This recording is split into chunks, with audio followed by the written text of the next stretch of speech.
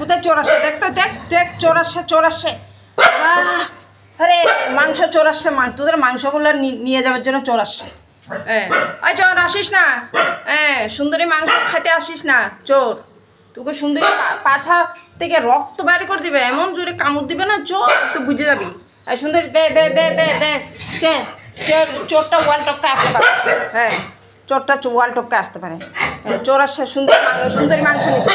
তাই গুড়িয়ে গেছে, এখন আবার গুড়িয়ে গেছে। এই চোর কোথায় রে তুই? তুই কোথায় চোর? কোথায় পালালি তুই?